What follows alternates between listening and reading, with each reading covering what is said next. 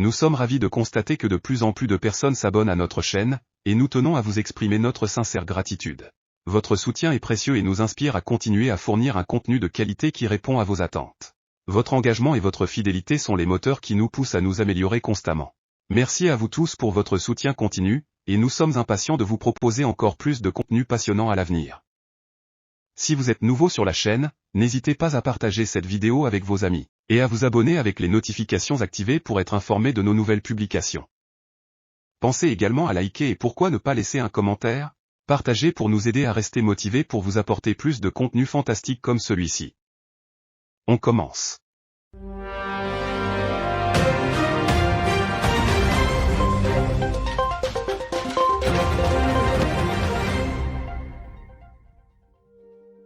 Une fissure dans le parti présidentiel UNIR. L'ex-ministre des Armées Madame Marguerite Esso-Simna exclue d'une association affiliée à UNIR. Des tensions sont apparues au sein du parti présidentiel UNIR, mais le parti minimise leur importance. Marguerite Esso-Simna Gnakadé, ancienne ministre des Armées, a été destituée de son poste de présidente de l'Association des Jeunes Sans Frontières pour le Développement du Togo, JSFDT, un mouvement affilié à UNIR. Cette situation agite le parti à quelques mois des élections, ce qui pourrait fragiliser UNIR, particulièrement dans le nord du pays où le parti est réputé pour son unité et sa discipline derrière son fondateur. Selon le communiqué du mouvement, lors d'une assemblée générale extraordinaire tenue le 16 juin 2023 pour discuter des récents événements et des comportements problématiques de certains membres, la décision a été prise d'exclure certains membres indélicats, dont Madame Gnakadé. Marguerite, jusqu'alors présidente du mouvement, en raison de violations graves des règles statutaires.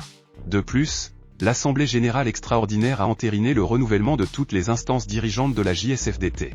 Cette décision vise à insuffler une nouvelle dynamique au sein du mouvement et à assurer une gestion plus efficace de ses activités, selon le communiqué. Et à la suite du président, je continue par la présentation sommaire des faits objets de l'Assemblée générale extraordinaire du mouvement JSFDT. Au cours d'une réunion convoquée le 7 mai 2023, la présidente Gnakadé Marguerite a ouvertement manifesté son intention et sa volonté de créer un parti politique d'opposition en se servant des membres du mouvement comme base de cette formation politique.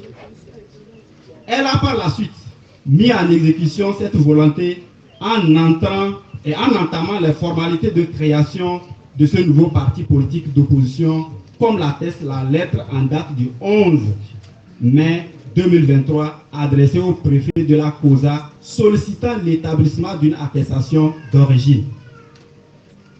À cela s'ajoutent les communiqués publiés sur la plateforme du mouvement à travers lesquels elle tente d'exercer les voix et pressions sur les membres dans l'intention de les contraindre à suivre son projet. Il a également été constaté le début du changement unilatéral des symboles du mouvement, notamment les couleurs, comme le témoigne le nouvel aspect du siège qui est subitement passé du bleu-blanc au gris et autres couleurs méconnaissables. Elle a soutenu activement dans ces manœuvres par certains membres qui participent de façon directe à l'élaboration des textes du parti en projet de création et à travers des actions de communication dans le but d'un formatage psychologique et idéologique de leurs camarades. Ces faits et comportements qui sont manifestement contraires au but et aux objectifs du mouvement JSFDT violent de façon flagrante les dispositions de l'article 4 des statuts, car notre mouvement a pris engagement ferme de véhiculer les valeurs et les idéaux de notre grand parti Union pour la République unie.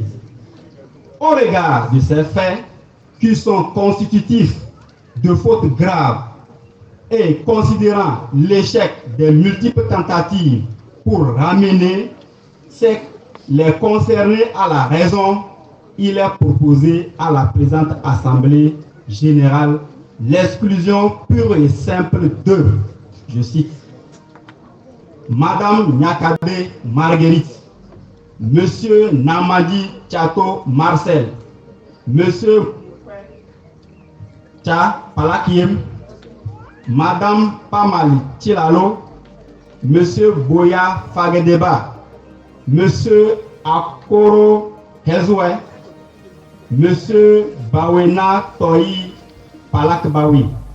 Merci beaucoup. De son côté, Marguerite Essosimna Gnakadé critique le secrétariat exécutif du parti UNIR, l'accusant d'intimidation. Dans un communiqué diffusé sur les réseaux sociaux, Madame Gnakadé dénonce les actions du secrétaire exécutif d'UNIR visant à déstabiliser son association. Elle condamne les menaces qui auraient été proférées à l'encontre des membres de son mouvement, y compris les responsables. Dans le but de participer à un projet de destitution de la présidente, Madame Essosimna Gnakadé, ainsi que de tous les organes de gouvernance. Il est évident que les relations se sont détériorées entre UNIR et ce mouvement proche. Est-ce que la rupture est en train de s'opérer entre la banquière et UNIR? Une femme au caractère fort. Chers membres du mouvement JSFDT.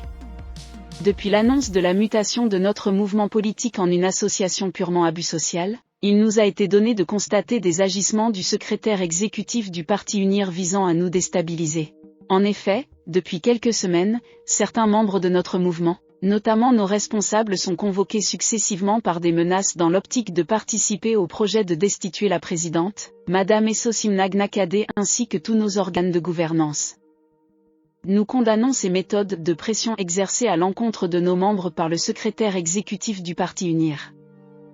Nous contestons vivement les nombreuses allégations mensongères proférées par ce dernier. Dans un premier temps, nous vous réaffirmons que JSFDT n'est aucunement sa propriété privée. Secondo, nous le défions d'apporter les preuves relatives au financement de nos activités et de notre fonctionnement quotidien. Pour finir, nous invitons le secrétaire exécutif du parti UNIR à canaliser plutôt toute son énergie dans la mobilisation de sa base. Signé, Essosimna Gnakadé, la présidente. Il est important de noter que Gnakadé n'est pas une personne ordinaire. Elle a été la seule femme ministre des Armées depuis l'indépendance du Togo. Elle était la seule personne en qui le président de la République Faure Gnassingbé avait confiance pour remplacer son demi-frère, Patcha Gnassingbé, au ministère de la Défense. Resté sans titulaire pendant 10 ans après le différend entre les deux fils du général, auquel le groupe de généraux avait prêté allégeance le soir du 5 février, suite à la disparition de leur père après ses 38 ans de règne. En tant que fille d'un ancien commandant de l'armée togolaise et épouse d'Enerst Gnassingbé, demi-frère du président Faure Gnassingbé, Gnakadé a grandi dans un environnement où la force et les armes étaient monnaie courante, ce qui a forgé son caractère bien trempé. Elle est familière avec le milieu militaire, comme en témoigne sa fière apparence en uniforme lorsqu'elle était aux affaires. Originaire de Chichao, tout comme Djoua, Akila Essoboko et le général Félix Kadanga, Gnakadé dispose de solides arguments si la rupture devait se concrétiser définitivement entre elle et son parti. Dotée d'une aisance financière, cette ancienne directrice de la BTCI pourrait facilement fédérer de nombreux mécontents du pouvoir et rallier à sa cause de nombreux militaires. Grâce à son passage à la tête des forces armées, elle a su renforcer et tisser son réseau. Maintenant, la question est de savoir si on lui permettra d'agir librement. Avant même qu'elle ne commence à mener des activités sur le terrain, elle est déjà gênante au point que des mesures répressives ont été prises, notamment sa destitution de la présidence de son mouvement. Imaginez une liste conduite par Gnakadé à Kara, la ville présidentielle considérée comme le fief du parti au pouvoir, lors des prochaines élections. Pour éviter un tel scénario, va-t-on lui couper l'herbe sous le pied en invalidant sa candidature probable, voire en suscitant une affaire pour la réduire au silence? En outre, des rumeurs circulent sur sa gestion du ministère et même de la BTCI. Une chose est sûre, en franchissant le Rubicon, Madame Gnakadé a posé un pas sur un caillou, car elle connaît bien le système de l'intérieur et sait à quoi s'attendre. Elle sait que c'est un chemin sans retour et que le système n'hésitera pas à lui rendre la vie difficile, comme il l'a fait pour tous ceux qui ont tenté de prendre leur distance par rapport au système. Depuis l'arrestation de Patcha Gnassingbé en 2009, il s'agit de la première fracture ouverte au sein du camp présidentiel, mais surtout au sein de la famille qui dirige le Togo depuis plus d'un demi-siècle.